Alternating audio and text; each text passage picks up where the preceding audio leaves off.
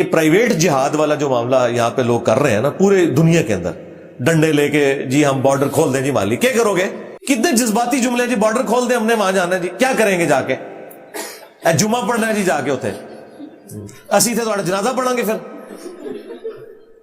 ڈنڈے اٹھا کے جمعہ پڑھنے جا رہے ہیں آپ۔ اور آج کے اس دور کے اندر اس طریقے سے جہاد اور قتال ہوتا ہے؟ مجھے بتائیں، پروفیشنل آرمیز چاہیے، جدید اسلحہ ہے۔ اور اسی پہ میں نے بات کی، کچھ لوگوں نے میرے خلاف کلپ بنا دی ہے جی یہ تو خالد بن ولید رضی اللہ تعالیٰ کی گستاخی کر دی ہے۔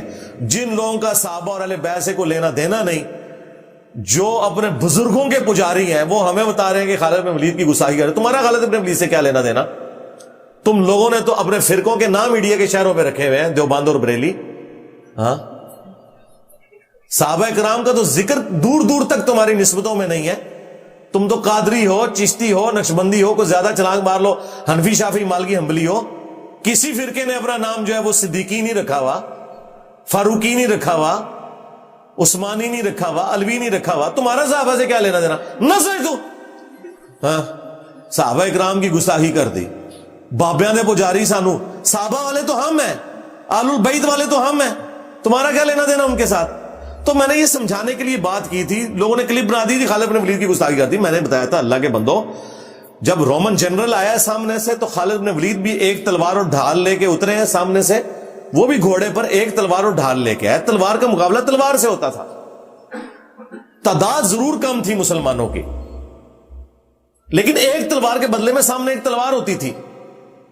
اب آپ نے مجھے غزوہ بدر و احد کی مثالیں نہیں دینی، وہ نبی الاسلام کی موجودگی میں ایک اللہ تعالیٰ کی غیبی مدد تھی۔ وہ والا معاملہ بعد میں نہیں اس طریقے سے چلا، بعد میں بہت بڑی قربانیاں مسلمانوں کو دینی پڑی ہیں، وہ پھر اللہ نے اسباب کے ساتھ معاملہ جوڑا ہوا ہے۔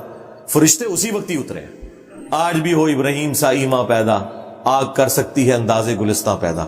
وہ کہتے ہیں جی وہ کر سکتی ہے نا جی، یہ ڈاکٹر اقبال نے کہا ہے۔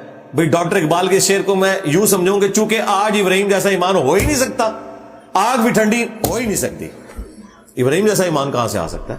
ہاں، صحابہ کرام جو ہے وہ تیل کے کڑاؤں میں زندہ روسٹ کر دیے گئے ہیں، ان کے لیے آگ کوئی ٹھنڈی نہیں ہوئی ہے، یا نا خدا کے لیے اس طرح نہ کرے۔ تو میں نے یہ کہا تھا کہ یہ نہیں ہو سکتا کہ بھئی 1000 خالد بن ولید ہوں اور سامنے سے ایک کلین شیو یہودی کلاشنکوف یا لیزر گائیڈڈ گن لے کے آ جائے، تو کیا تلوار کے اوپر کوئی گولی روک سکتا ہے؟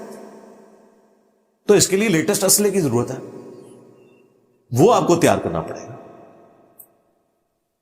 نبی الاسلام نے اس زمانے میں، بخاری مسلم میں حدیث ہے، آپ نے فرمایا آگاہ ہو جاؤ، طاقت پھینکے ہوئے ہتھیاروں میں ہے۔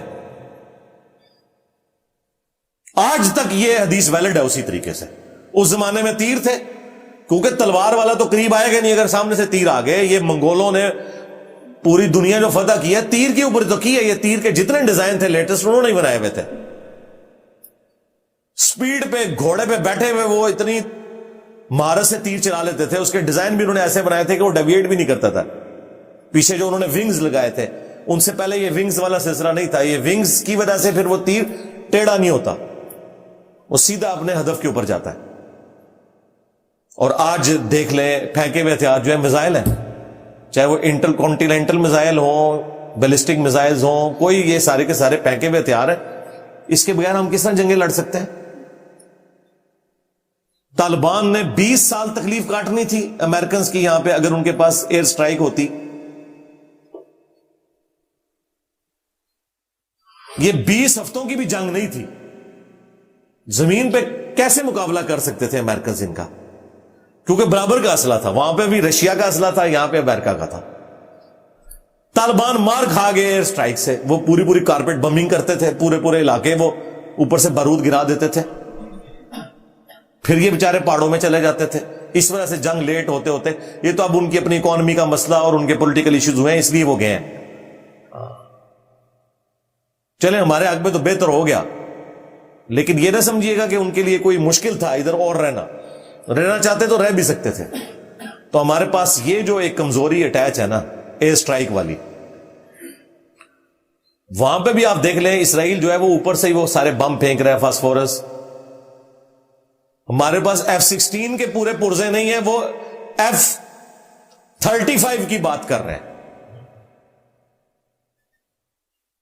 تو اس طرح تو نہیں ہوگا میرے بھائی, ایسا تو نہیں ہوتا. ہاں ایسے تو نہیں ہوتا کہ نگاہ مار کے ہو جائے, کچھ نہیں ہوتا. امریکن بمباری میں سارے جتنے بڑے بڑے بزرگ ہیں ان کے مزار جو ہیں وہ سارے کے سارے وہاں پہ ٹوٹے ہیں. شہید تو میں نہیں کہنا چاہ رہا, شہید تے کوئی لال چیز ہوتی ہے, مزار تے ہی غلط. ہاں صحیح مسلم میں واضح حدیث ہے, تو میں منع کرتا ہوں قبروں کو پکا کرنے سے, قبروں پر عمارت بنانے سے, اور قبروں پر بیٹھنے سے. تو میرے بھائی یہ جب ہم لوگوں کو کہہ رہے ہیں کہ یار تیاری کرو, سائنس میں آگے جاؤ, وہ کہہ رہی خالد بن ولید کی توہین ہو گئی ہے. اس قوم کی سمجھدانی آپ دیکھ لیں اتنی سی ہے. تو سائنس میں ترقی کریں گے تو پھر آپ ان کے مقابلے کا اسلحہ بنا سکتے ہیں. آپ کو پتا ہے کہ 1/4 نوبیل پرائز جو ہے یہودیوں کے پاس ہے,